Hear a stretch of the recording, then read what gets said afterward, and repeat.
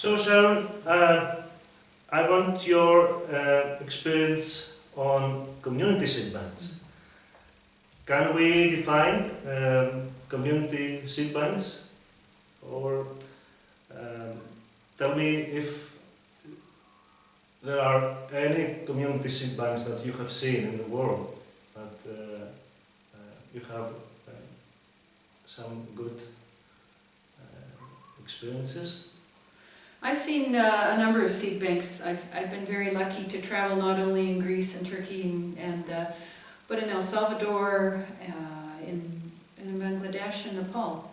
And the three examples of El Salvador, Bangladesh and Nepal come to my mind because they're people who are from the villages and very poor, as we might see it materialistically, but very rich in oral traditions about their relationship with land and seed, and also about their knowledge about the land. And so the old varieties were almost thrown away by the Green Revolution teachings that came through the university people.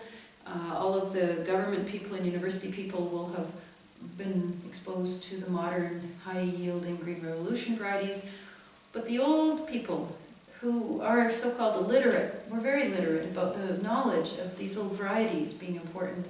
So some of them put them away in bags, in tin cans, in plastic jars, and just put them away, hoping one day that they would have value.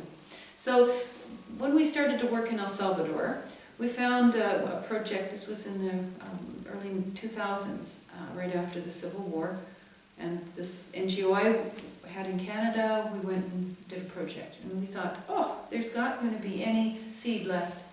But it was, as the team went village to village and told people about the project, about food security, it was the jars and the bags started to come out of the basements and out of the closets where the people had hidden these seeds, hoping that one day these seeds would have value.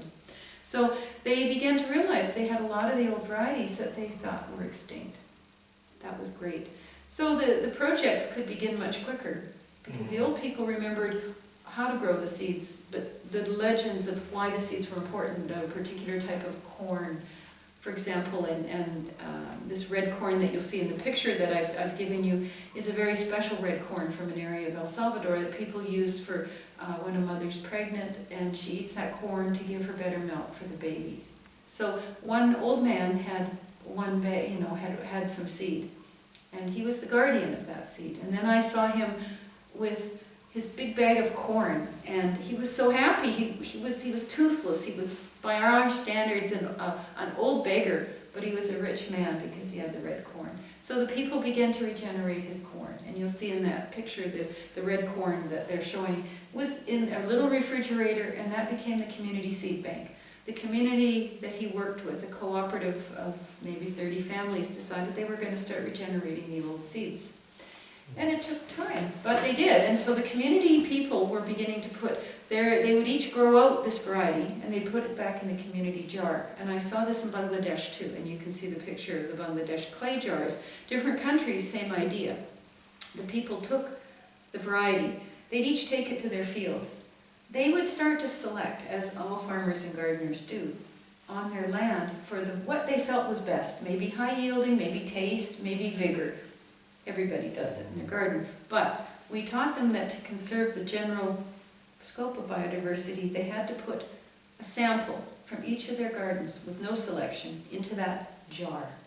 So then when a new farmer came, they could take that mixture so that there wasn't selection for certain traits. They could go into those jars, take the seeds, and then begin their own fields. So you were keeping not only a broad range of biodiversity alive, but you were also encouraging each farmer to develop from that land race their own farms, particular terroir, the varieties that tasted good and had and the genetics for that land. So it was very sophisticated on-farm plant breeding done by people who we would consider illiterate because they just knew intuitively that they had to do that.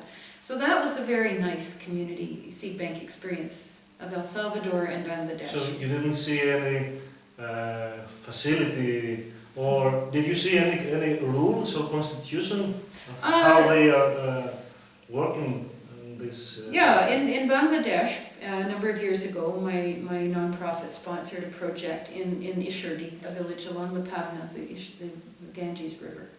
And the agronomist who was coordinating that project, we built a shed, a metal shed, and they agreed as a group that they would compensate the farmer for the loss of his and her land, it was a family, to hold the seed bank.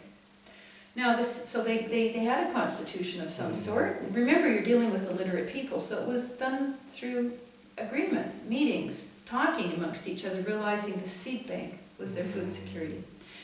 Each time the monsoon came, the seeds washed away. So sometimes they had to rebuy the seeds. So it was important to start networking with other communities who could keep a sample of their seeds safe. There was no collaboration with the National Gene Bank, and so they had to do it themselves. So it was teaching farmers about the role of germplasm in feeding them, the role of germplasm in adapting to climate change, the role of biodiversity, but in very simple terms. But the farmers already knew. So the agronomist's job was to help remind people of their inner wisdom, remind them that those old seeds had value, and then help them do that science of broad range biodiversity conservation, but also line selection on farm. So they had no freezers, they had no electricity, they just had clay jars, because in traditional knowledge they would build clay and they would put certain plants, and sometimes it's neem plants in India because they repel insects. Everybody knows that they have to keep their seeds dry and cold and dark. But every nation has its own ways of doing it. So Mm. you use local materials, you use what you can afford. You know, the metal building, I thought, crazy, they're going to have this hot building in Bangladesh, but they said, no, this works for us. It was remarkably cool in this because they used ventilation. They had sophisticated engineering. I was very impressed. So in Canada, the community seed banks haven't been built. People are in a time of affluence, and so they don't realize that they need to have communities come together to find a building, to identify that maybe somebody's old building can become the community seed bank. They will put resources into insulating it. So do you think that is because community seed banks are not in the culture of Canadians or in the tradition? I think is this an obstacle for the community? It's frustrating for me because I've seen very few communities ready at the level where they are various religious groups, there are food security, nutritional groups, agronomy, backyard gardeners. Everybody's come together and said, this is an issue we have to address. Then they're ready to move to the next level. Maybe in Greece now with the economic challenges, people are ready. In Canada, they aren't. So people will conserve the high value crops of lettuce and tomatoes. The crops of cereals are difficult because you need to have large volumes of cereal to take into fields and also use to grind for bread. You need proper storage from pests and diseases. Cereals are more of a challenge, but not impossible. I've seen people in Ethiopia have huge granaries dug in pits in the ground where they can save their seed. So it depends on the will of the people. If people decide they're going to do it, people have an incredible, and if you put innate ability to work, and if you put the synergy of great minds together, and not restrict them based on their economic knowledge, or their cultural knowledge, or their school knowledge. The smartest people that I've met and seen have never been to our schools.